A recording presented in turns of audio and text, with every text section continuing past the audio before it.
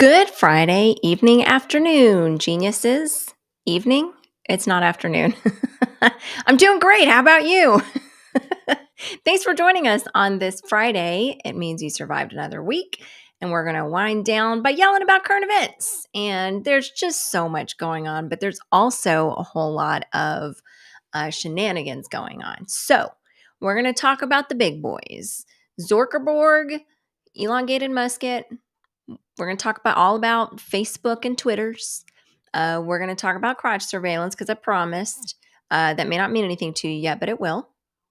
We're going to talk about CPI, which is the economy. And you need to know that because do you have a job or want a job? That's relevant to that. But first, I'd love to know where you're tuning in from, what you are drinking, what liquid is going in your mouth. And you should know that if you say witty stuff, we might pull it to the screen, but we don't put everything on the screen because I know you guys. And I know that you'll say some stuff that you shouldn't because that's what we do. That's how we roll, all of us. Let's be honest here. But for those of you that are joining us for the first time, my name is Lonnie Rosales. I'm the Chief Operating Officer at the American Genius, which is a national news network for entrepreneurs, which includes realtors, career seekers, all sorts of people. It includes you. Boop. I did a very professional boop, I will have you know. Also, I'd love to know what you're drinking. I'm drinking adult milk.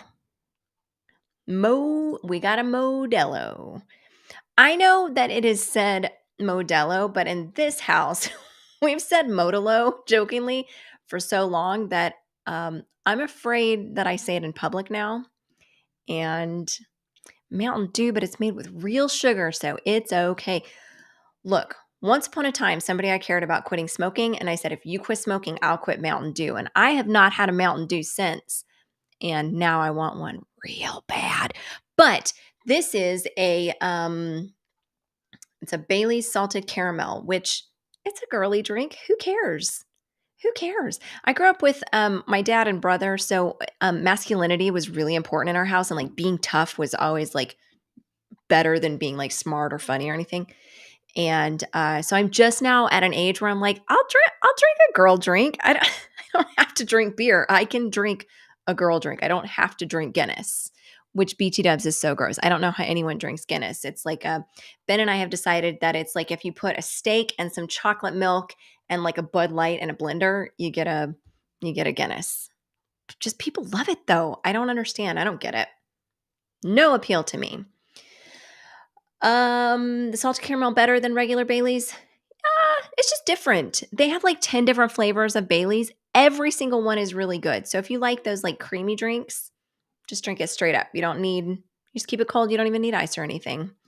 But that also means that we're drinking tonight. So we might get a little goofy. So we're going to talk about the really important stuff up top, and then we're going to layer in, and then we're going to have some funny stuff at the end, which I'm going to do a great job at since I'm drinking. But thank you all for being here. It's really meaningful that you're here. If you have trouble with whatever platform you're watching from, since we're streaming on, this broadcast is on Twitter, LinkedIn, Facebook, Twitch. You can always go to one of the other ones. Twitch seems to be the most stable, followed by Facebook, and Twitter is kind of up in the air if it even broadcasts. And LinkedIn's okay. But thanks for joining. I'd love to know from you guys where you're tuning in from. We're headquartered in Austin, Texas, and so a lot of us are going to be Austin. But we're actually north of the city. Technically, we're not in Austin anymore, which, by the way, for those of y'all that live in the city limits of Austin, it's a mess. How are you holding up? You doing okay? It's a hot mess there. We rolled through the Lakeline area recently, which for those of you not in Austin, that's just north of Austin. It's in Austin, but it's like the northern part of Austin, as far north as it goes. Wow, that was sketch. It's sketch. The whole area is sketch. We used to live there, so like no judgment, but wow, it has gotten spooky AF. I haven't run the intro yet, so I'm not cussing, but because my boss also is watching, so I'm not going to do it till the intro. But let's kick this off because I'm ready to yell about Zuckerberg because y'all know that he and I don't like each other very much, and I'm slamming my hand on the desk. That's how I feel about this. We're going to talk about the shenanigans of Facebook because guess what? censorship. Big surprise, big, huge surprise, big surprise. Let's do this.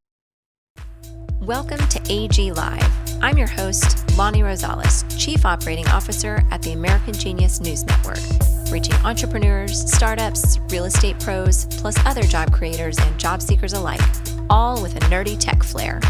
Let your hair down. We're allowed to cuss. Let's do this.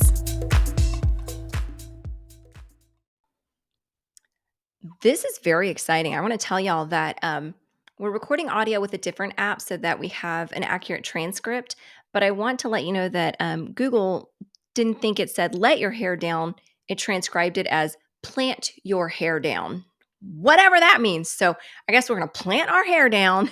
Now we can cuss. Thank you, House. So it's been a wild week. I want to ask, in comments, tell me, are you familiar with the cross-check program at Facebook? So the cross-check Facebook program is designed. Let's say you're a journalist and you're reporting from the front lines of war. You're going to use violent language because you're reporting on violence. So you would qualify potentially, if you're important enough, I guess, or if you vote the right way, whatever, you would qualify to be in the cross-check program where staff is dedicated to making sure that the news keeps flowing, that if you're in the cross-check program, you don't keep going to Facebook jail or anything. You automatically go through. A lot of the rules are check marked. You don't get in trouble, and the news keeps flowing. So I think in theory, the cross-check program is pretty good. That's a great idea, but Meta has an oversight board now because they're like so committed to human rights, you guys. So like they have an oversight board, and oops, the oversight board stepped in, and it's a bunch of like legals, people and scholars and whatnot. And they stepped in and said, hey, this cross-check program is bullshit. And of course, Meta said they want to have oversight, and then they want regulations and blah, blah, blah. But the Meta oversight board said, this theory of the way you say it works is not how it works. Big, huge shocker, I know. But the reason this is really important is the cross-check program is kind of referred to loosely as the VIP program. And I see a lot of deep parallels to how Twitter has spent the last decade operating. And so the board found in its report that, quote, while Meta characterizes cross-check as a program to protect vulnerable and important voices, it appears to be more directly structured and calibrated to satisfy business concerns. In other words, it's for celebrity ass kissing, you guys. That's all it's for. Or advertisers that are big advertisers. But the board said, based on its examination, a key rationale for how the company reviews posts from users on the cross-check list is the Meta Oversight Board said that their big concern is they want to avoid provoking people, quote, who might complain to senior executives or create public controversy for Meta. So in other words, it's not for helping journalists that are on the front line. It's for quieting people who are not in line. But what's interesting, and this kind of made me even get, more confused about this program. Hello, Michelle. I'm guessing somebody got a text. And also, side note, timeout. If you don't know, you can go to theamericangenius.com/live. And on top, there's you can sign up for text alerts or email alerts. So before our broadcast, you get a reminder. Because guess what? Did you know today's Friday? I didn't until a couple hours ago. So sometimes it's good to get a little reminder that things are going on. But to catch those of you up that are just joining us, Facebook has what's called a cross-check program. And y'all, I'm even just talking about this, I'm pretty sure that I'm going to be in Facebook jail before the end of this. So if you lose this broadcast or there's technical difficulties, just go over to twitch.tv/The American Genius. You can always find us everywhere just by searching The American Genius. So they set up this program kind of with the rationale that they don't want to stifle anything. They want to make sure that if a reporter is on the front lines of war, they can say the violent words without getting flagged or without getting put in Facebook jail themselves. They want to keep the news flowing. It's a great idea, but that's not how they're using it. Their own oversight board is saying that is not how you're using it. You're using it to kiss ass of celebrities and stay away from public controversy. But what's really strange to me is some of the people on the list that the board put out, which I would very much like the whole list, actually. I don't know why I don't have the list, but okay. Um, but the Wall Street Journal got their hands on some of the documents from the oversight board. And guess who was on the cross check list? Donald Trump, Donald Trump Jr., Elizabeth Warren, Candace Owens, the Brazilian ding dong Neymar. I may be saying that incorrectly, but and of course Mark Zuckerberg. But so when I heard some of the names, that got me kind of messed up because I was thinking, well, this is just another way to just silence anybody that doesn't agree. That's super common in tech. For any of those who are not in tech, for a long time it has been like culturally illegal to be Republican, libertarian, centrist, like just outcast. If you have those opinions, you have to keep them to yourself. And if you say them online, you get blocked, banned, and not just by your friends and family, but by like the actual networks themselves, which I've said a million times on this broadcast. I don't want a curated version of what someone is. I want to see the whole version. If they're saying weird, stupid shit, I want to know that that's kind of what kind of wackadoo. If they're out there, talking about how we need to do the Civil War over again because like it didn't turn out the right way, like I don't want that to, please don't hide that. Let me see that. I don't want to affiliate with that person. Let me make that choice. You don't need to make the choice for me. But it's really interesting that Donald Trump, Trump Jr., they were on the list. So that was really fascinating, but it also kind of pointed out that the program isn't just to ask his celebrities, but they have VIPs. They have accounts basically that they're watching more. So is that good for the Donald Trumps of the world? Maybe, because maybe he said stuff as a president, and if it used like violent terms or the word SILLY goose, I can't say it because it'll get me banned on Facebook. Don't ask why. I have no idea why. Somebody recently said it and called me that and got 3 days suspension on Facebook. But it sounds like they have what really Facebook has is a list of haves and have-nots. We're all have-nots, but like celebrities are the haves. We know that. We kind of accept that as part of the American culture. That's just how we operate. We have our caste system, and that's how it works. But it's amazing to me how many people have no idea that that's how it works, especially people outside of tech that don't know that's how it's always worked. And it is how it is. There is really no changing it. Elon thinks he's going to change it, and we'll get to that here in a bit. But the board said the following, quote, correlating highest priority within crosscheck to concerns about managing business relationships suggests that the consequences that Meta wishes to avoid are primarily business related and not human rights related.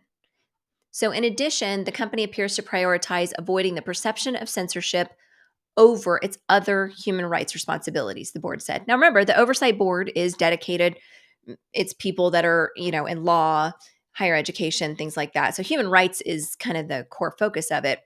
And they've said that's why they have the cross-check program, but come on, we knew that's not why. Like if we all sat down, if everybody watching right now, if we all sat down in a room and talked about it, we would all agree that's not why. Like that's a great byproduct that could be a part of it, but that's just a sales line. That's just something Marcom came up with to like get away with censorship. Again, I don't like censorship of anybody. If somebody is out there talking about super, super wackadoo stuff, I want to know. Let me see that they're a ding dong. I'll figure it out for myself. So the board also found that there was an inconsistent application of the rules, with some people not having to follow any rules at all. So there were some content that they found that there were individual accounts that all bars, like any rules, had been taken off altogether. So I'm not able to find which accounts and why. I haven't uncovered that yet. But that's really interesting to me that there were accounts that just no rules whatsoever. Now, could that be POTUS, no matter who's the president? Maybe. I don't know. But the oversight board said that this is done for business reasons, which we all know is Zuckerberg's a fucking nerd.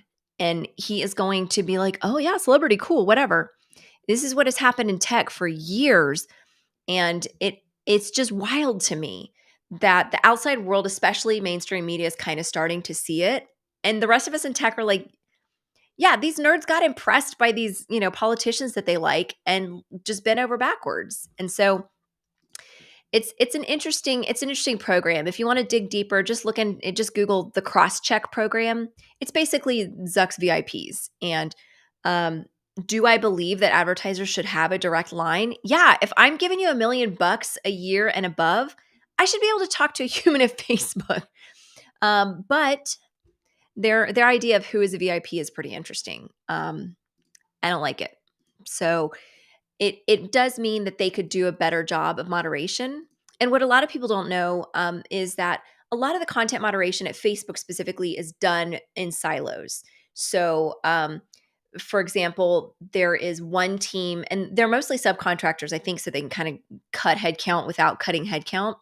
But they work for third-party firms. And so at the third-party firm, they'll have different teams underneath the content moderation, and they will have a team specifically that deals with like terrorism. And so they have like their internal docs of like what they're supposed to like nuke and what they keep and all that stuff.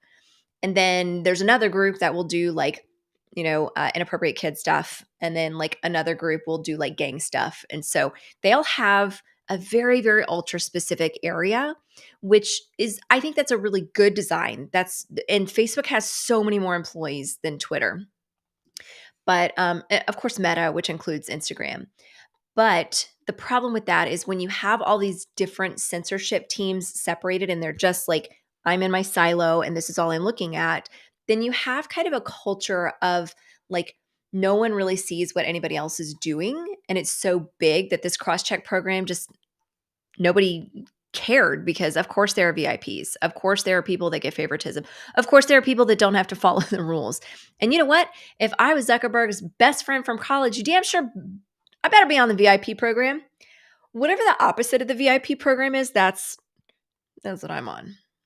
Because I get a lot of y'all may know this. We have some pretty large groups on Facebook, and we have somehow ended up in this loop of being beta testers for crap, and then they pull it away and they put it there and they take it away, and it just drives me bonkers. And I think that since Zuckerberg is an alien reptilian robot or whatever, I think he knows it drives me bananas. I think he knows that. But anyways, the board found that the way they were running the program was not what they pitched. And so even though I originally thought the oversight board was kind of stupid because it would just be their own friends saying, no, you're doing a great job. The fact that they are critical and they're being transparent with the public about, nah, dog, this is like a bad program and y'all are doing a bad job. That's interesting to me. So I'm actually I'm gonna give them props. I'm gonna give them props because they are people that don't work at Facebook. They are people that are human rights, experts, whatever, legal people, scholars and gentlemen and women. But also on the Facebook front, they hit a big snag recently because you all know how like when you're thinking of something and suddenly you're on Facebook and you get an ad for that thing, even though you didn't say anything out loud to anybody at all. Or you know how like you're in the car with your friend and y'all are talking about stuff, and then when y'all are at lunch, all your ads are about the things you just talked about. Like none of these ads are psychic. I mean, Zuck is definitely. I already know that he's the reptilian robot man, alien. But nobody else is. Neither are the ad platforms. But in the European Union, they will no longer be able to do that kind of like psychic reading stuff without really clear consent. There's a story on theamericangenius.com, which is that's us. That's us, you guys. There's a story on theamericangenius.com by April Bingham that kind of goes over what is changing in the ad world in the EU. So if you are at a company or own a company that does any advertising in the EU, it's obviously the rules are a lot stricter there. And I'm not typically a big, huge fan of everything they do there. I think they're a little banana pants about some stuff, but they are creating a roadmap of actually regulating these companies. And it's funny, you see people like Zuckerberg saying, yeah, we really want to be regulated. Okay, yeah, sure. You know that you're spending millions of dollars lobbying against that every year, even though you're spending money lobbying for it and you're saying that you want it. But we all know the Telecommunications Act of 1934 was only updated in 1996, and it hasn't been updated since. And that's what would regulate you since you are basically telecom. And so I think they say that knowing damn good and well that they're not going to be regulated in any way, shape, or form. But I do think that's what's happening in Europe is pretty interesting. They've gone after Facebook hardcore, and I think that they'll continue to do so with all the social networks. If you send emails to customers you already know about that consent application, and you have to be really careful to get it right when you're sending anything potentially to anyone in the EU. Fortunately, we are American based and we service America, but we also have to follow the rules because if someone subscribes from there, we don't have that blocked. So it's tough. But if you consent to ads, great. I mean, there's some stuff I like Instagram ads. I'll be honest. I flip through Instagram and I'm like, well, now I need that. Well, now I need that. So if I don't consent, it's not for privacy, because let's be honest, we gave up the concept, like we as in Ben and I gave up the concept of privacy a long time ago. There's literally a Google Hub sitting right here. There's an Android sitting right here. There's a Fitbit right over there that's on the charger because let it die. But there are all these devices around us all the time. We know they're listening. You can serve us ads, whatever, but we know what they're doing. But the truth is, a lot of America doesn't understand what they're doing. You can easily shock someone who's not in the tech space by talking about how ads are served, like what all data they aggregate in order to serve you those ads. We all know that because we're in tech. It's not a surprise. But people outside of tech have no idea, and it really can be shocking. So we'll see if the EU regulations spill over to America. I doubt it because they're all in the pockets of politicians on both sides. But Sam reminds us there's no privacy at all for anybody except the Amish. Y'all, it's my dream to go, like, for us to just like unplug and go be mountain people, minus the mountain because I don't like the cold, and minus the beach because I also don't like the beach. I know y'all think that's weird, but I don't like the beach. Yeah, did everybody just stop watching because I said I don't like the beach? Just kidding. I love the beach. No, I don't. I hate the beach. But yeah, there's no privacy for anyone. I hate the beach. Yeah. Wasn't there is that a Weird Al song? Did he do the Coolio song? Was it an Amish Paradise? Can somebody help me with that and remember? Yeah, okay, it was. Production says it was definitely a Weird Al song. I thought so. Let's all go live in an Amish paradise. I may not share the beliefs, but I will come and help you build stuff if we don't all have to talk to each other. Doesn't that sound like a dream? just go away. Okay, so I was right. I know like so much pop culture from a certain era. So Facebook is doing some funky stuff. We all knew it, but the outside world doesn't. And now they're getting a taste of what is going on. And that is interesting. Yeah, but if I don't have a device, if I just straight up have like a typewriter, you can't serve me ads. No internet, no ads. Okay. I know a lot of y'all are very excited to talk about the Elon stuff. And so we're going to move on to that because we've had a big old taste of Zuck. I've had enough. How about you? Let's talk about good old elongated musket.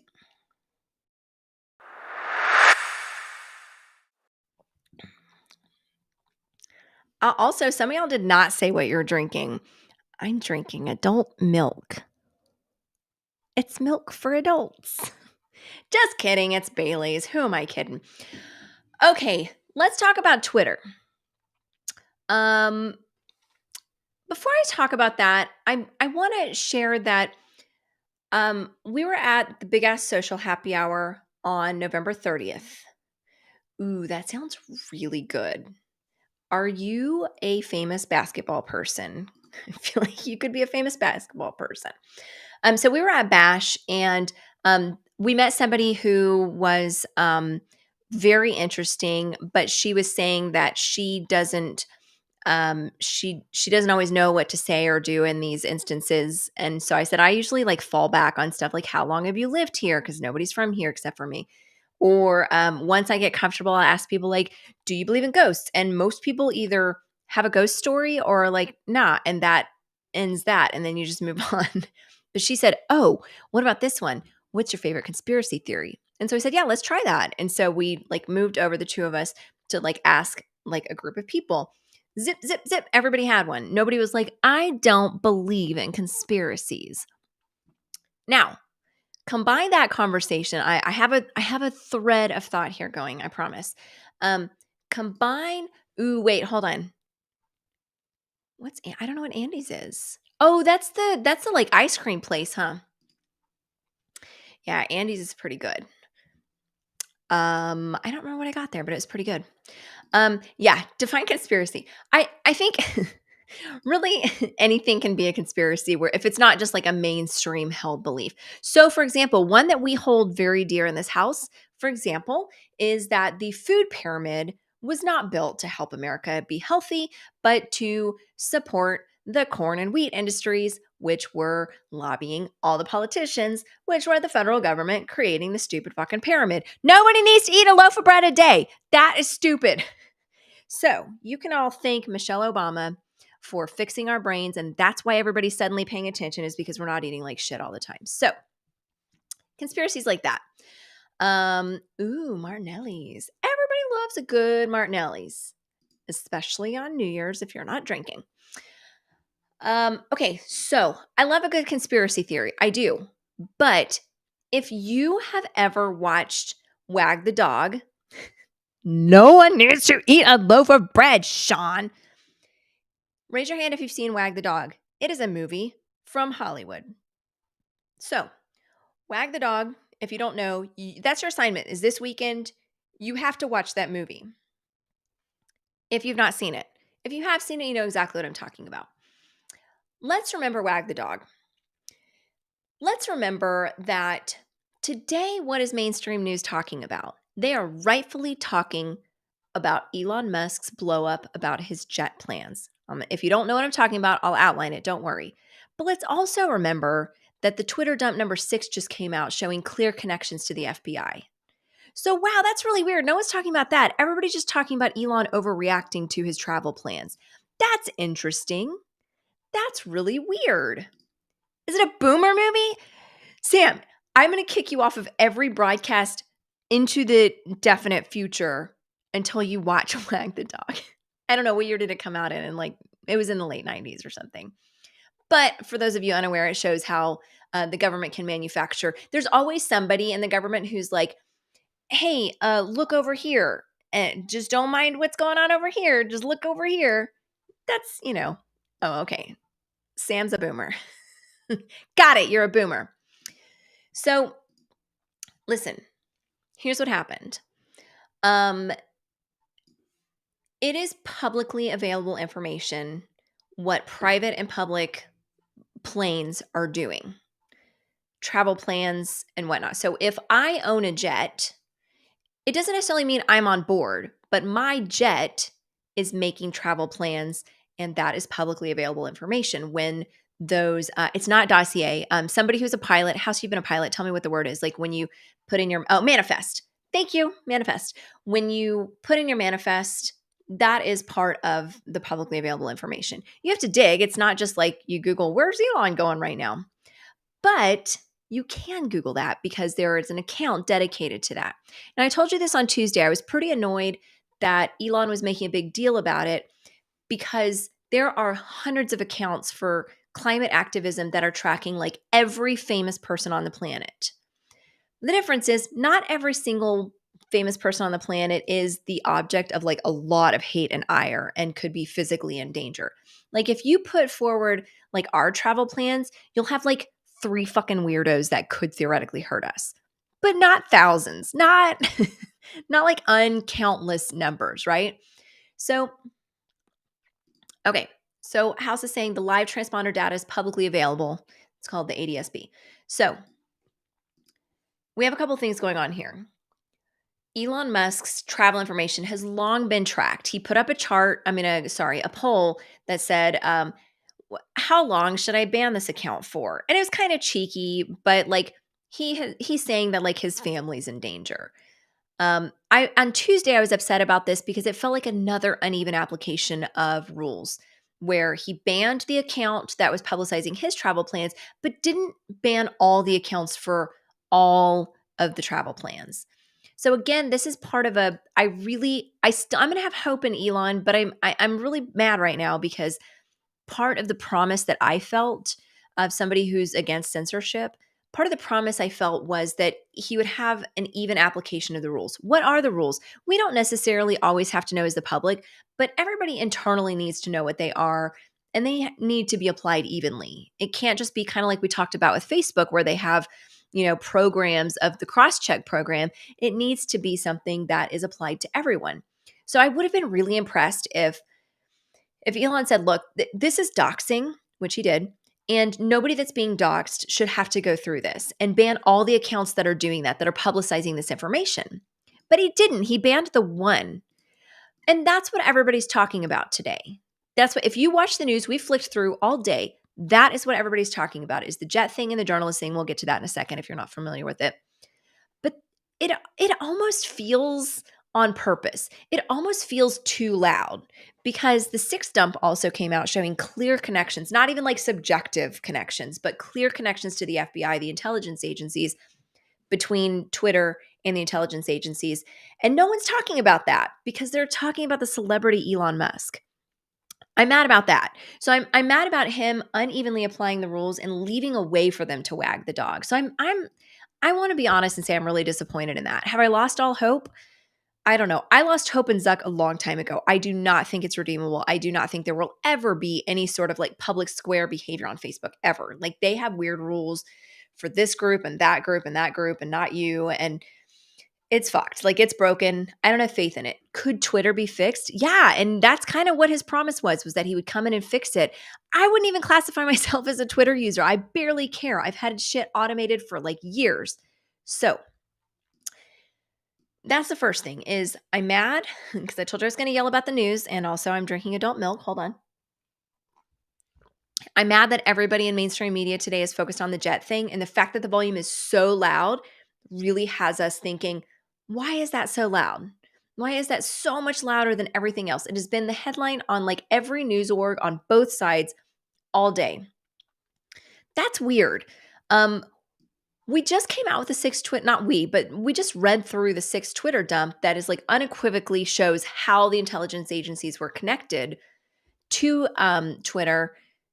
But we're not talking about that at all. Like, screw the idea that the federal government is getting involved in free speech and absolutely violating it and doing illegal shit left and right. Don't worry about that. Let's talk about the jet thing and how Elon's a little baby. Okay, yeah, he's being a fucking baby. Like, I get it. But the fact that he almost like set it up for them. If he had just said, hey, look, this is doxing, but here's how it went down.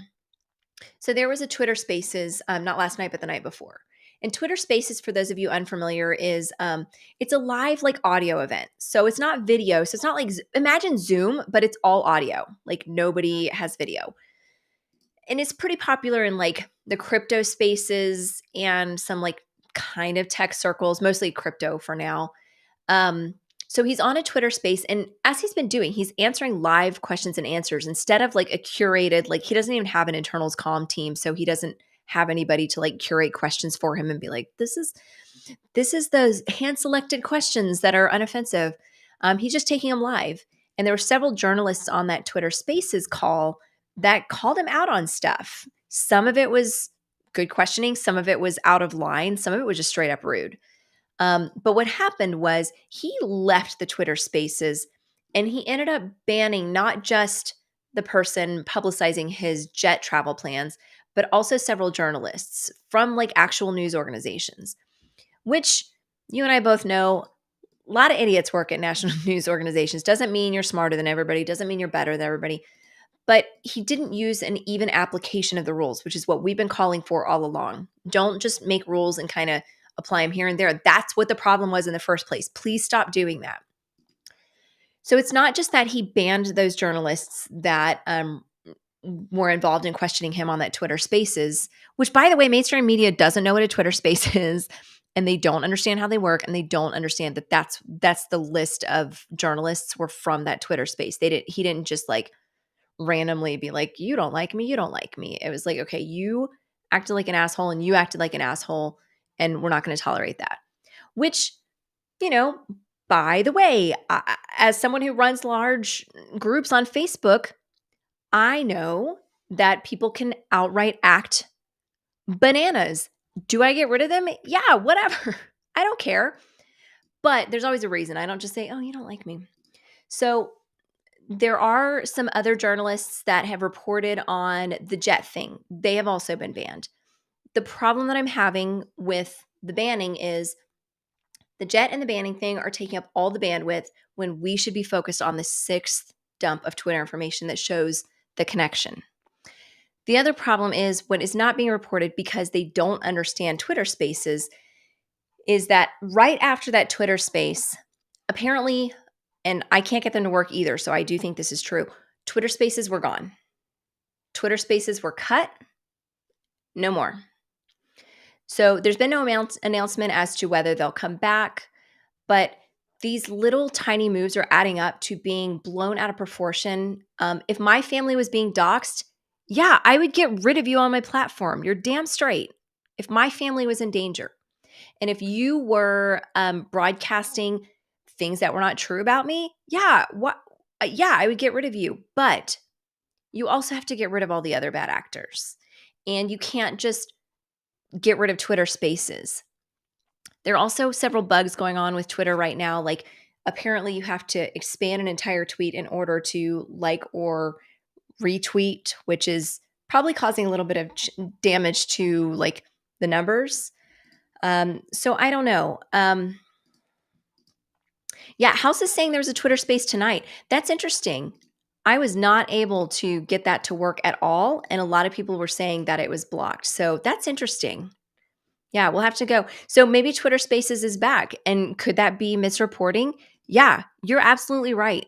Because I think there are a lot of people that are just pissed at Elon Musk's existence. He's not gone with the status quo. And so his existence is just offensive. Now, again, as somebody who cares about free speech, I don't think I would hang out with the guy, but I appreciate that there's maybe somebody, I still don't know if it's real or not, but there's maybe somebody who's out there saying, let's actually create the actual town square. I don't know. But there's some bugs. There's still a lot of challenges. I'm frustrated at how the mainstream media is looking into this because they're getting stuck on both sides on the dumb things, the things that feel kind of like TMZ-ish, like celebrity-ish, and ignoring the really important stuff that's going on. The fact that our federal government impacted how the information flows illegally, like straight up illegally, and there are screenshots of it happening. And we're not talking about that. We're talking about Elon getting butthurt. Okay? I want him to get butthurt because then he feels like a normal user, like how we are, right? I want him to get butthurt and start showing what the rules are. You can't dox people. Maybe it's publicly available information, but you can't dox people with it. That's just our rule. No more flight plans available on Twitter. Okay. But instead, he's doing these little things that are not forcing, but like giving people a way to wag the dog. And I'm getting upset about it. So we're going to keep watching this. It's something that we definitely care about. Thank you for the correction, House, that you were able to get a Twitter Space tonight. It makes me wonder if they, turn it off or there was something malfunctioning about it. I wasn't able to get it to work a couple of hours ago, maybe 2 hours ago when I was looking into it. Let's see. Okay, well, in comments, it's being said that his child was assaulted because of somebody tracked his jet and assaulted him. So if that's true, that is outrageous. I mean, even if you're not a parent, you can look at that and say, yeah, I would immediately ban that account. No more following my kid. I get it. But again, go ahead and just nix all of it. Nix any tweet that references live travel plans and just be done with it. And then nobody would really have anything to talk about. Okay, he's standing up for doxing. If you've ever been stalked or doxxed, you know it's not fun. Not at all. It is scary. Oh, there's video. Okay. I'll have to go find it. Thank you for that. I hope that this can get sorted out, but I'm very frustrated that it is just a goofy wag the dog moment of focusing on something. And I almost like I I almost want to say it's the journalists who got banned, the traditional media that got banned that are saying this is what's happening because that's who was on TV all day were the people that got kicked off Twitter. So but I will say, here's one way that if you hate Elon Musk, what some people are doing is instead of deleting their accounts, they're saying things that they know will get them banned instead of their account deleted because a ban can be reversed. So I think that's an interesting, like, if you hate him, go say the things you're not supposed to say, get banned, keep your account, but don't go talking to the media about how you're like a victim. Please. It's a social media platform that is kind of barely cobbled together. Yeah, I mean, House, if you find a video and you want to share it in the comments of Twitch, that would be great. I'm going to keep moving forward, but keep your eye on whenever they get too loud about something that feels like celebrity news. Like, wait, what else is happening today that they're not talking about? Because the way it's structured is there's all these like staggered batches of information being released. Nobody's talking about the FBI one. Nobody's talking about any of the bugs on Twitter, and they don't have the staff to fix it. Will they? Sure. Will anybody in tech have staff in Q4? Don't know. Lots of layoffs. There were several more this week. What was it? Lenovo laid off a bunch. BigCommerce laid off a bunch. I can't remember any others, but several layoffs. So there's going to be talent available, Elon. I also think that y'all heard about all the fire sale that they're doing at the offices, selling the surplus office stuff like chairs and fridges and everything else that because a lot of people are still working remotely. I still think that between that and everybody kind of being shitty to him in the Bay, which right or wrong doesn't matter, I think he's going to bounce to come to Austin since his other companies are here. So as someone in Austin, I don't really care, but it does mean jobs, hopefully. So that's something that's good for Austin. But we'll see. But just remember, when they're talking too much about celebrity type stuff, what's really going on? It's the federal government fucking with the free flow of information illegally. That's what's going on today. But we don't need to talk about that because, like I said, I'm probably going to be banned from Facebook before the end of this broadcast for saying any of the things. I've said too many of the bad words, and I'm going to go to Facebook jail any minute. Yeah, it is. It's Christmas for talent right now. So many people are available, and so many people are working that are available that just want to get out. A lot of unhappy people. Oh, y'all can't see this, but it's a little. If you're on Twitch, you can see that great emote. Again, somebody please tell me why on Twitch it's called an emote, but everywhere else it's like an emoji. I'm too old to know the difference, and I'm not going to open up Urban Dictionary again. I've made that mistake too many times. All right, let's go to the next topic of is the economy dead?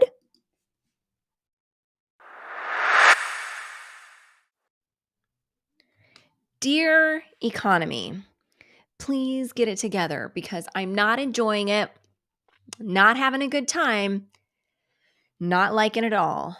Yeah, Lonnie's Banishment brought to you by Bailey Salted Caramel, adult milk. How do y'all say milk? Are y'all those people that say milk? Because if so, you don't need to be here anymore. That's not a real word. Oh, okay, hold on.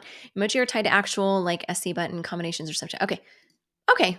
And if you're on Twitch, you can see there's a link that House shared to the video.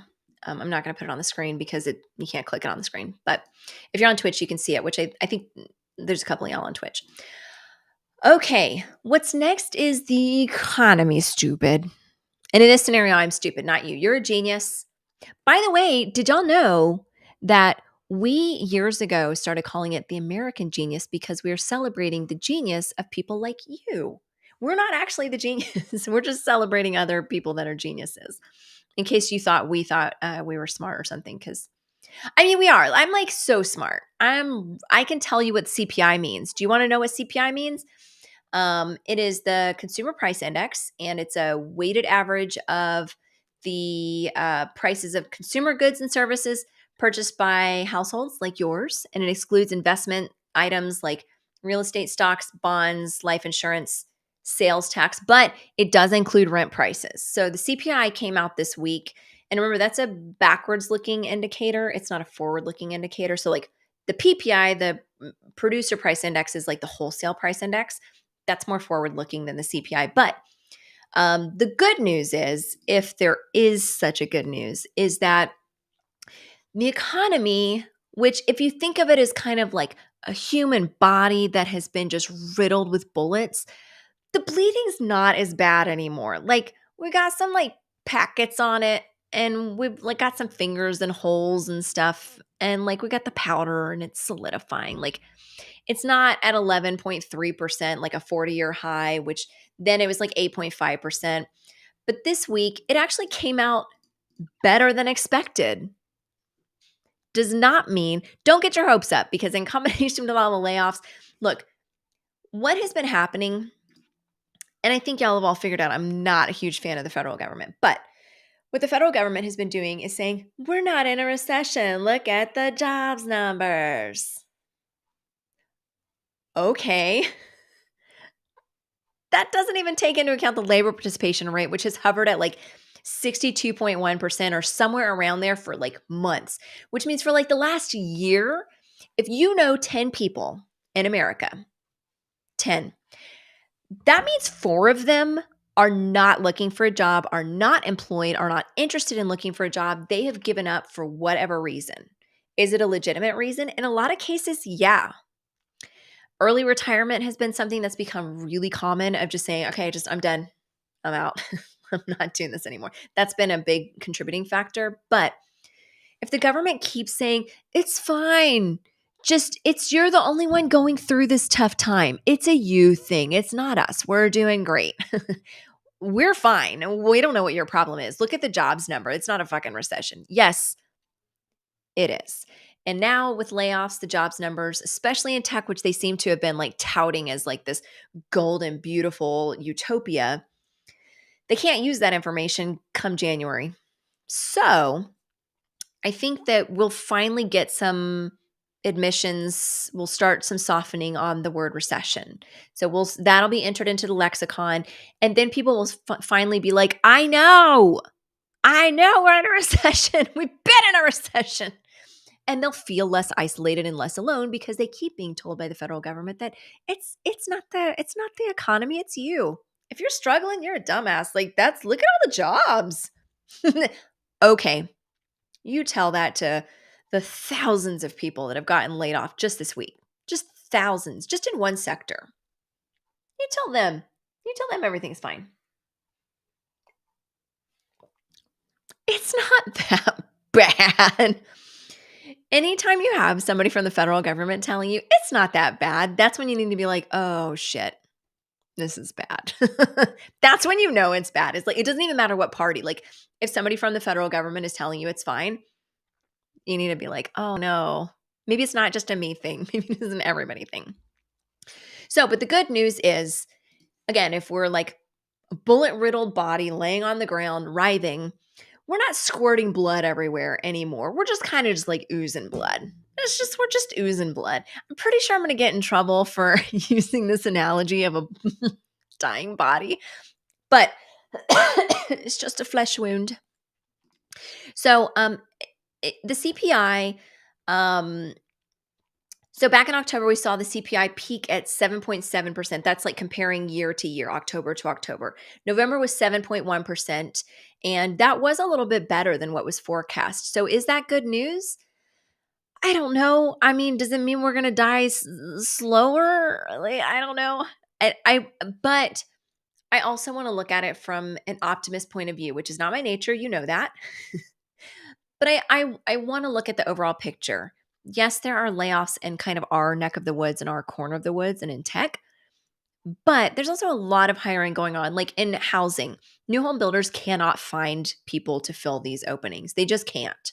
Now, Yes, we know that's because they're required to do really deep vetting and they can't just hire somebody off the street, which back in the day, y'all remember W just let people get like a one pager and they could just go work at they could be in America for 5 seconds and go build new homes. I mean, they didn't struggle with labor at all then, but they struggle with it now. So there are sectors that are still struggling with that. But look, the cost of daily living, I'd love to know, what have you tried to buy recently that you were surprised at the price increase? I've been watching, I know this is a silly one, but I've been watching eggs, and we usually buy a dozen and a half. So we shop at a store called HEB. For those of you in Central Texas, you know it's like the deity of all grocers. If you're any of you that say otherwise are wrong, but they operate on an extremely low profit margin. And yeah, this is not brought to you by Big Egg, but Big Egg, I will tell you, a dozen and a half several years ago was at like $2.99 forever. That was just the price for a long time. And I will tell you, that went up and up and up. And before the midterms, it got all the way up to like six something. And then right at the midterms, it fell down to like 450. And we're like, wow, old school, old school prices. They're back up to 625. 625? Now look, this is going to sound very privileged. We'll be okay with $6.25 eggs. But I can think back to when my dad raised us as a single father, and there were times that he would just say he wasn't hungry and he just wouldn't eat dinner. And there's no way he could have bought $6.25 worth of eggs in whatever the 1980s version of like numbers would be. Like there's just no way, because what we already had was already so stretched, was already so limited. And I don't like, if you don't come from a place where you know that like kids that are little don't know any better and they'll happily eat a mayo sandwich, that's a meal. 2 pieces of white bread and a little bit of mayo, and you're good to go, kids. Those are the type of people, and I'm not judging them just because now I'm fine, like whatever, I can afford it, we'll be okay in the big scheme of things. Now, if we had to buy like 100 crates a day, no, like that would be out of the question. But those are the people that are being hurt. Those are the people that are being crushed, are the ones that are already skipping meals, are already choosing their children survival over them. Oh yeah, Caucasian sub. Sam knows what's up. Sam's eaten a mayo sandwich before. I recently found, I have a little picture, like literal pictures from when I went to New York City when I was a kid. My aunt and uncle moved there, and I was apparently upset. Oh, here's a Trump story for you guys. Whether you love or hate him doesn't matter. It's just Trump Tower. My aunt and uncle, who are very fancy people, very fancy. Yes, we were eating Caucasian subs, but my aunt and uncle over there were very fancy because my uncle married into money. My dad did not. And we were in Trump Tower, and apparently I was supposed to write a diary journal like while we were at the table waiting for food. And apparently I was very upset that Trump Tower they have a restaurant like next to, there's like a golden, like you've seen it, like when he came down the escalator, there's like a golden like waterfall. There's a restaurant in there, and we were sitting there, and I was supposed to write like the neat observations of like my lunch at Trump Tower, because in the 80s that was like the fanciest shit you could get. And I wrote a shit post about how I was really upset at Trump, who I didn't really understand who it was, but I was upset at Trump because I wanted my mayonnaise sandwich and they would not give me a mayonnaise sandwich. So I tried to order a fucking mayonnaise sandwich at Trump Tower in the 80s, you guys. I'm sorry that you all, if anybody actually knows me personally, I'm sorry that you know me. And Ben, I'm sorry that you're married to me, that I did that. In any restaurant, let alone like that. At the time, that was like the peak of upper class fanciness. So anyways, eggs have been wild. Yeah, house tried to buy a car. Like things are very, very expensive. And rent alone has gone up 7.9% since last November, just as a national average. That's the fastest increase in 40 years. So let's talk about the CPI. Is relief on the way? We'll see. The Federal Reserve continues to do small increases, which the purpose of that is to put pressure on the economy to say, quit spending money, you guys, calm down. But it's Christmas. We're going to spend some money. Okay, so the CPI has also had other effects, which is pretty interesting because you can read on the American Genius. You ever heard of it? It's a whole website and everything. I'm going to share my screen with you so you can see what I can see with my eyes. Which is the good news that comes with this is that mortgage rates also eased up just a little bit. This is a story on theamericangenius.com/housing. And this is about how inflation is ravishing the US. Tech layoffs are widespread. Home contracts are being canceled like crazy, but inflation went down. Mortgages also went down quite a bit. Now, that's really interesting because typically mortgages follow the 10-year Treasury yield, and that has been improving as well, which is not specifically tied to the CPI, but it's good to know that at the same time, these things are kind of happening. But you know what? Crypto, I don't know if any of y'all are in crypto, but crypto had a little bit of a surge on the news of the CPI. And you know what? I want to tell you, you're arguing for Wegmans, and no, no, no, no.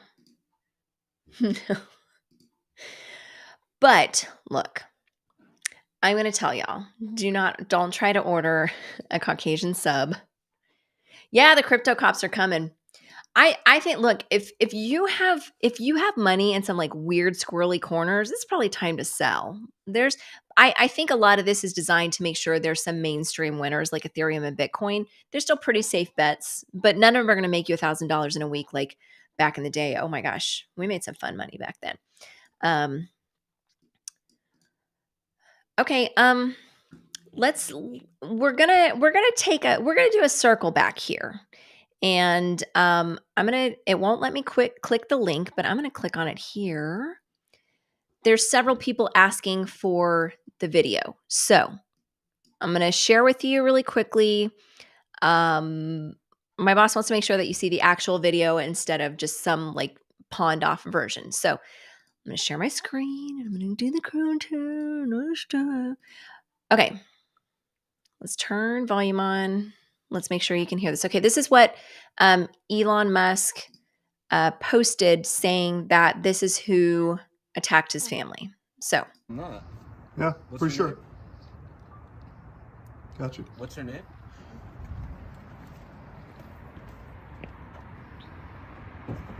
I'm not. Yeah, What's for your sure. I don't know. So if you know that California ding dong, he has the plate number. So I think he would be able to there are sites you can pay to look up that kind of stuff pretty easily. I'm not seeing the actual attack link. So if I missed that, I apologize. That's the only link I'm seeing. But there is word that he was attacked and his family was attacked, which my frustration is that because he's not the favorite, nothing will be investigated. But we all know if it was Polly P, it would be investigated like crazy, right? We know. We're not stupid. We know. But doxing is inappropriate no matter what. To circle back to the Twitter thing, I do think that Twitter and Facebook need stronger doxing rules, and they need to really lay down the hammer on that. We have been the victim of it before. It is scary when somebody shares a lot of your personal information and you're sitting at home going, all right, well, every noise outside, we got to check the cameras and make sure that we're okay. But if we don't have electricity, can't. So I feel for him for being doxxed, but I just want him to quit giving the mainstream media reasons to focus on the stupid celeb type stuff. I really want him to. But we also need to talk tonight about, I promised we would talk about crotch surveillance. Y'all want to know what that is? What's going on? We're going to talk about it because it's bad.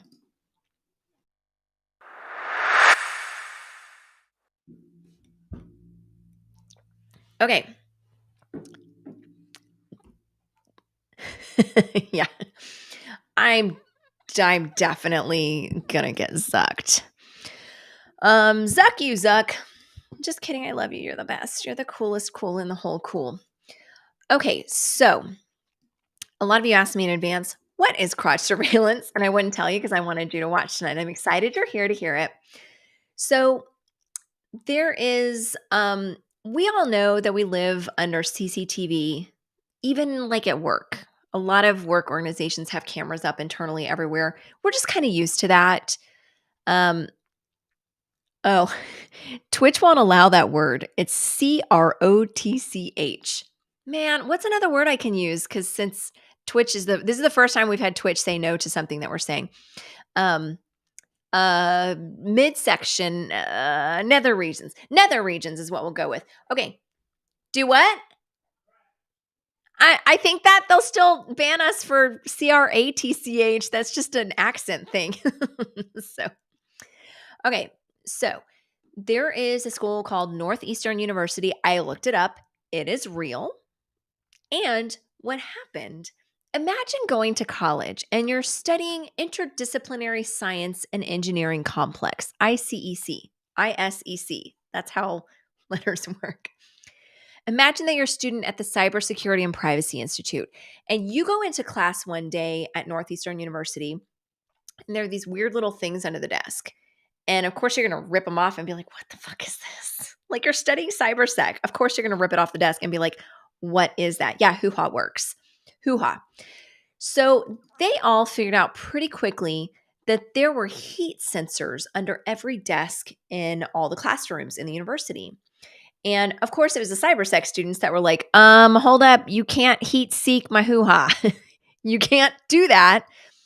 And they said, we're just doing a study of, what did they say? Desk usage. And so it wasn't just that like they could track humans. They said that this was okay because it's tracking heat, not humans.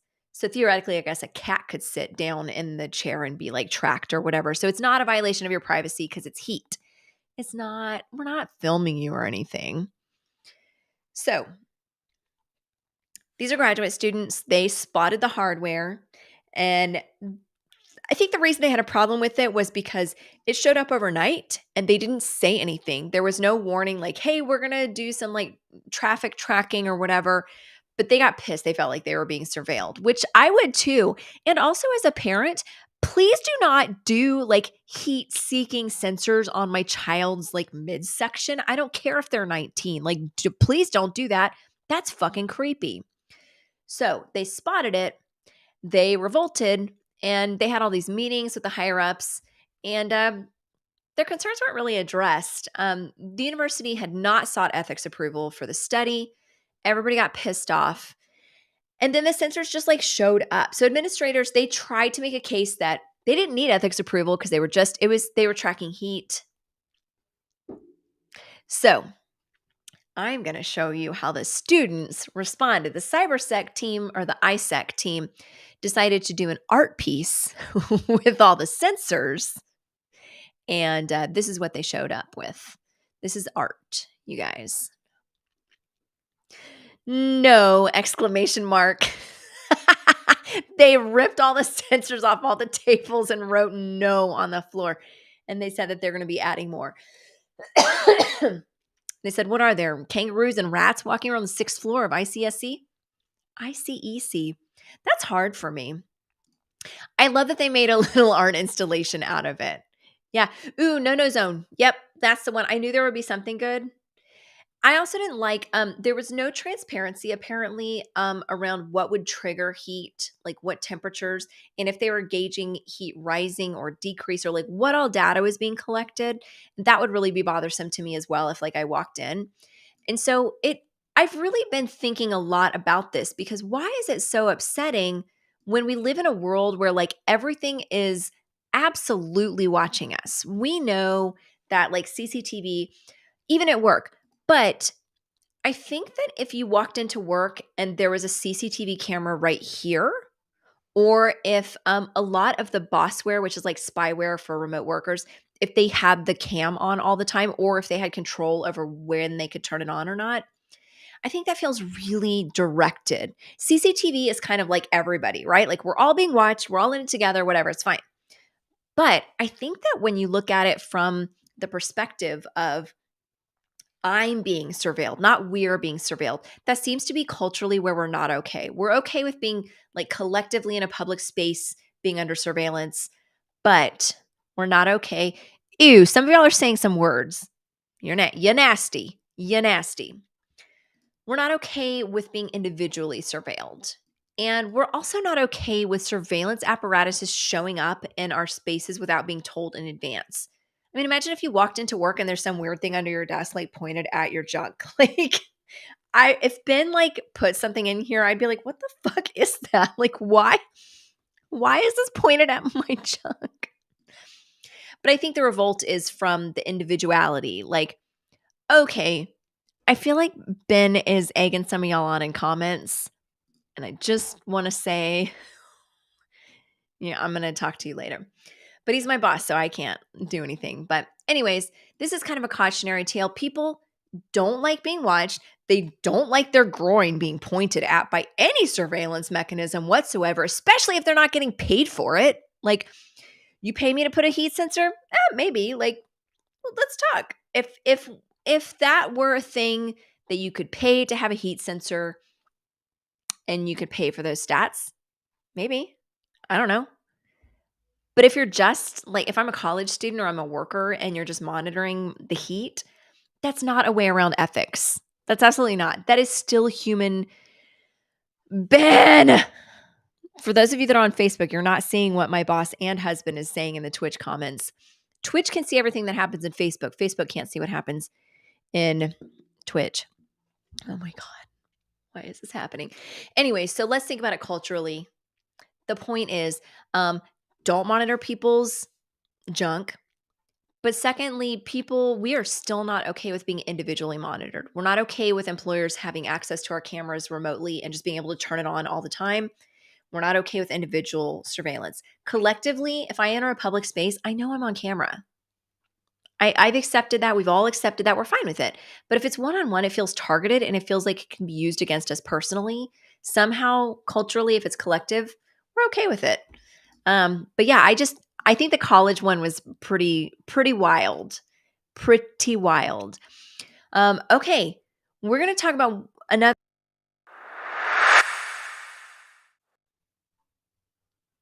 I hit the button while I was talking. Whoops.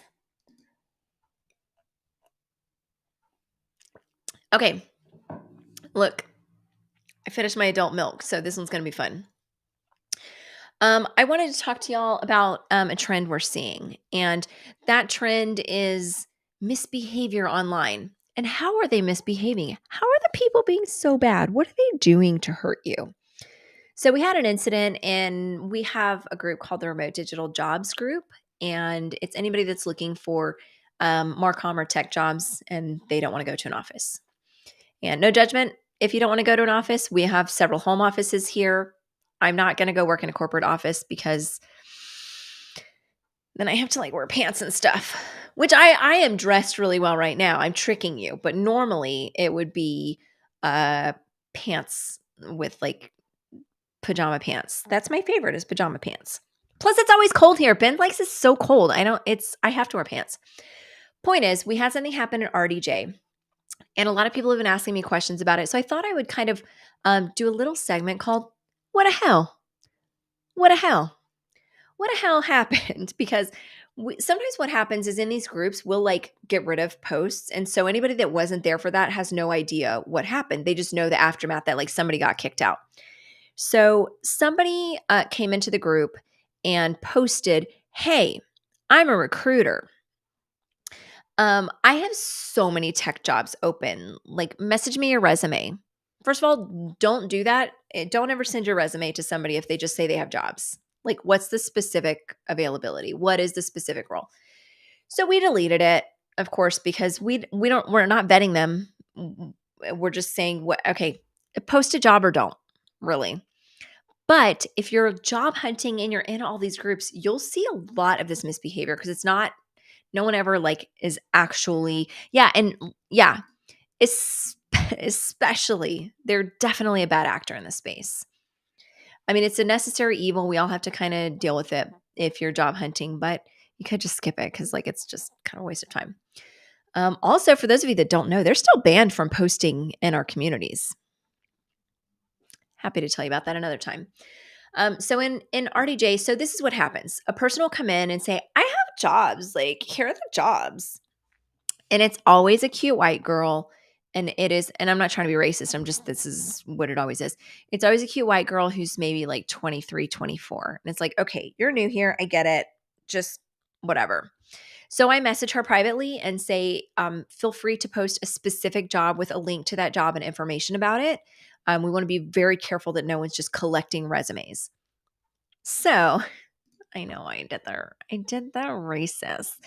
Also, just so you know, one of the reasons I've gone to Facebook jail before is by saying this color trash. And for those of you reading the transcript, I pointed to my face. And that'll put you in Facebook jail. Even if it's self-deprecation, because the bots have, I'm not on the cross-check program. I don't get the VIP program. So somebody posts and says, I have a bunch of jobs. They get in trouble and they're told, everybody else, they don't understand it. It is mind-blowing to them when there's any pushback because these people are so used to just going on Facebook or whatever and just posting, hey, give me your resumes. I don't have to actually do any work. I just want to like farm your information in case someday I get like a client that is interested. And I can say, I have 23 full stack developers that want to look right now. Well, okay, then you didn't have a job for full stack dev, did you? You just had a hopeful maybe job so that you could build that and pitch that to a potential client and make money and then take a part of that person's salary for the next 2 years or 12 months. I think it's only 12 months now. So that happens really frequently. So that's not really interesting. But then they post an actual job. But then if you look at the actual job, it's really vague. And if you're in tech, you know, and these are tech and Marcom jobs in our community specifically. So this is Remote Digital Jobs Group. It's very squirrely when she can't tell you what programming languages are necessary. So people are asking like, hey, what coding programming languages do I need for this? Before I apply, I'm not going to waste your time. I'm not going to waste mine. And she's like, oh, just all of them. That's a real big red flag if she can't name one. Okay, fine. So we delete that. It's just clearly somebody asks because she says, I know what recruiters want. As a tech recruiting expert, which she has used the word expert several times now. As a tech recruiting expert, and we're not picking on this one person. This happens all the time. I just want y'all to know of like, if you are job hunting or hiring, like this is the shit that goes down all the time. So it starts as like, I have jobs. Oh, I have this job. I mean, kind of, maybe. And then when all that gets deleted, in most groups, it's not. Most groups, it just stays. In our group, it gets deleted. We work very hard to keep a high quality of jobs in there. And so then we had a creative one this week that got somebody banned, and everybody was really happy when they were banned. But here's what happened. They posted, hey, as a tech recruiter, I know what tech recruiters are looking for, and I want to help you. And if you want to send me your resume, I'll give you my feedback. Yeah, of course, you're going to get like 3,000 people in a massive group immediately send you resumes and then ask questions like, okay, how do you know what tech recruiters want? Because the joke is tech recruiters don't know what they want. Hiring is really difficult right now. So again, if you're job hunting or hiring, you need to know this is kind of like the landscape. So Ding Dong is getting really defensive in comments, which is another red flag. There are really good tech recruiters out there and they can always answer your questions. Like, this is the stack that we hire for. This is what we're looking for. This is very specifically what we need. And this is how many years we need with this language and this language. And, or like, these are the like size of company, blah, blah, blah. So like they know what they're looking for. But if somebody doesn't, that's a really big red flag. So then like 30 defensive comments later, this specific person says, oh, hey, I guess I should mention, and like acts very innocent about it, which kind of props for being creative here and like the gumption. But hey, I guess I should have mentioned that like I do charge if I'm going over your actual resume. Bitch, hold up. Okay, so you want everybody's resume for recruiting purposes, but now you also want their resume so that you can charge them to go over it. Now, there are companies, really good companies, that will recruit and also do resume review and career coaching. There are really holistic companies that we very much respect. Like O&H Consulting is a good one to look at. They're not taking any customers right now for resumes, so it doesn't matter. But they're an example. Yeah, oh man. Yeah, we're not like screwing people over. Like we would be so rich. We could do some shenanigans. So this person is like, "Oh, hey, by the way, I do charge if you want me to actually look at it and not just give like a 30-second review." So you're collecting resumes. Okay, we fucking get it. You're collecting resumes. Why are you giving people hope? Why are you wasting people's time? It's just so disrespectful. And the reason I'm sharing this with you is not just because some of y'all that are on, like watching, were like, what happened? But also so that you know why so many people, if you're hiring, this is why people are distrustful. They have to go through all these stupid hoops, all these dum-dums just to get to like even real employers. And then by the time they get real employers, it's like 80 hoops they have to jump through. So there's a lot of distrust. But if you're also job hunting, please know this is not just you. Like there are dum-dums out there like this that like get really creative in different attempts. So, what was the final outcome? She has banned this specific person from every community we have, every Facebook group that we operate, and we operate some big ones. So it's important to be like, yeah, nuke, nuke, nuke, nuke, nuke, bye. Because that is just, it's disrespect to individuals.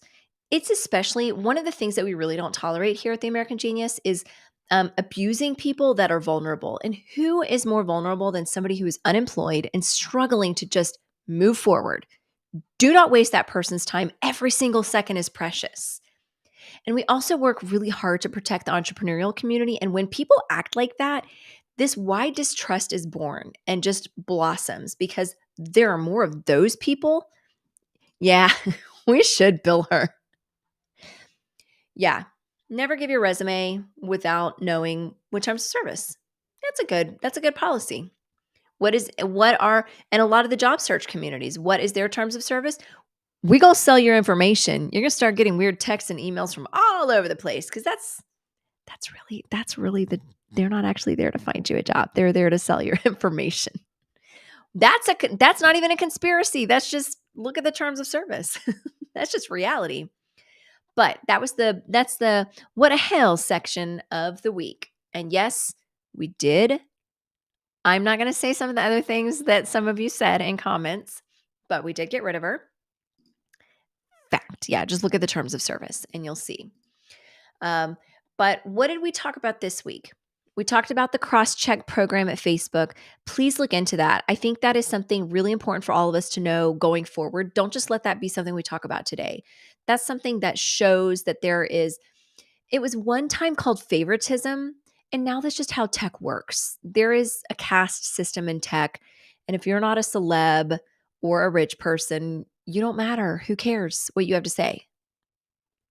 You can land up in Facebook jail, no problem.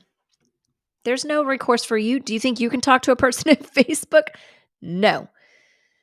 But there's also the question of like the idea of keeping like a journalist who is on the front lines needs to be able to talk about these violent acts without getting, the robots shutting them down. We also talked about how ad consent is changing. Right now, it's just in the EU. Maybe that'll dribble down to America. I don't have much hope for that. I don't know if you do. But there is a roadmap. The EU, as much as they're kind of dinglings, they have created a roadmap that maybe we could follow. The Twitter thing is really important because we're focused on the mainstream media focused on the news and on banning journalists and really talking about the uneven application of rules, which is what was promised would kind of go away. But the FBI, check out the 6 Twitter dump. Just Google round 6 Twitter files, hashtag Twitter files, and you'll see all of them. It is not arguable. Those are screenshots of what happened. Nobody's saying it didn't happen. Instead of saying that didn't happen, they're just saying Elon Musk banned the jet guy. I agree he should have banned everybody that's giving away. How do you actually Are you on the cross check list? If not, you don't get to talk to somebody at Facebook. Even that's even frustrating with advertisers who spend proportionately, it may not be billions of dollars or even millions, but like a lot of money, even they can't always talk to somebody. So Ben does. You can reach out to Ben. So the Twitter thing is important because we got a lot of wag the dog shit going on right now. So we really need to, anytime it sounds celebrity-ish, if they're all focusing on like Elon's behavior, something's going down and we need to ignore whatever they're talking about. We'll get to it. You got to analyze it later, but like what's really going on that you don't want us to look at? So, we also talked about the CPI, the Consumer Price Index wasn't quite as bad as we thought it was going to be. And so that's good. Crypto had a little bit of a rally. Mortgage rates are coming down, which has been a huge hindrance to the housing market. We talked about crotch surveillance. Production's telling me that Twitch allowed us to say crotch surveillance, but it's in the title. Excuse me, it's in the title that they got rid of. Did they get rid of crotch or just like not let it? I don't know. We couldn't have crotch in the title. But yeah, if you ever come to work or school or whatever, and there's like a weird thing under the desk, they're checking out your junk heat. And they'll say they don't need ethics approval for that, but they need ethics approval for that. That's messed up. I don't like that at all. Please don't track are you checking like, for those of you that don't know also, it is, it allowed crotch. Okay, good to know. For those of you that don't know much about the lady body, if you are born female, you have hotter days every month and colder days. And so I would look at the crotch surveillance and go, are you doing like ovulation tracking? Like, what is this? Are you going to tell me when I'm ovulating? Because that's how you know, is like your temperature in the morning when you wake up is like you check it and you're like, oh, today's a hot day. It's ovulation day. But that's a lady thing. And I think as a female, a born female who identifies as female, I would be very pissed if I walked in somewhere and they had something pointed at my crotch. I'd be like, is this like a pregnancy thing? Or are you trying to get me pregnant? I don't like it. We also talked today about the bad behavior of the week and about how people are abusing job seekers. If you're in a position to be a hiring manager, please be a little bit understanding of what people have had to go through in order to even get to you, a real normal human. They've had to go through all sorts of bullshit and abuse. And of course, there's distrust. I hate that, but that's the way it is. But most of y'all behaved pretty well today, and I'm very excited about that. And we got through the whole show. I don't think we even got banned from Facebook yet. We probably will be by the time we finish this. But coming up, we are going to have some interesting guests in the coming weeks talking about all the current events. And so I want you to look forward to that because I know you love just seeing my face. I'm very excited about that too, but we're going to break it up a little bit with some interesting experts talking about different cool stuff. So look forward to that. And also continue sending me videos. If you see something on TikTok and it's anything business related and you're like, that's wrong, send it to me. Instagram Reels, the same. YouTube Shorts, Facebook. What are the Facebook videos called? Shit, I don't remember. Facebook has videos. The little short videos on Facebook. Oh my God, what are they called, you guys? Nobody's telling me. I can't remember. Now I'm going to have to go to Facebook and be like, what are those? It's a little stories. Thank you, nobody. Facebook stories. If you see any of those short videos online that are just wrong, because a huge portion are, please send me a link. You can find my information here, or you can direct message me on any of the social media platforms that I'm not banned from. I'm not banned from any yet, but the night is young. But also, I would love for y'all to come back on Tuesday morning. And if you're working, you can always just put on your headphones and like, you don't have to see my face. Just listen in. I'll yell the news to you. I'll tell you what's important. We won't always be obsessed with censorship, but it's something that we are kind of right now because there's some big wheels moving. Like if you think of everything as like cogs, there's some big ones moving right now. And we're really hoping that people like Elon can truly do what they say and fight for free speech. Get rid of the blue check marks, level the playing field, get rid of all the shadow bans of people on both sides of the political aisle, do an even application of all the rules, even if you're not transparent with the rules, and move forward. We need a town hall. I hope it's Twitter. If it's not, that's okay, but I hope it's Twitter. That's what I'm betting on Twitter. That was once kind of the heyday of social media. We really loved Twitter when it launched. I would love for it to get back to something useful because right now, I think people on both sides of the aisle can agree it's a real shit show. Has been for a while. So join us again on Tuesday. We're still trying to grow the show. We're still young and adorable and spritzy. I don't know what spritzy is, but I had adult milk, so I'm going to say spritzy. Please tell a friend. And if you are not getting any of the alerts, please visit theamericangenius.com/live and I will text you before the show to say, hey, the show is starting. And you'll be like, oh yeah, the show is starting. I'm very excited. And then you can leave whatever dumb happy hour you're at and come watch the show on Friday and on Tuesday. So we'll see you Tuesday morning at 9:30 a.m. Central Standard Time. And we'll see you again next Friday. And soon we're going to have guests. It won't just always be my beautiful, amazing, non-symmetrical face. We'll also have guests. So thank you for joining us tonight. I'm so proud of y'all. Y'all did great. Nobody got banned from anything or made me too mad. So good job.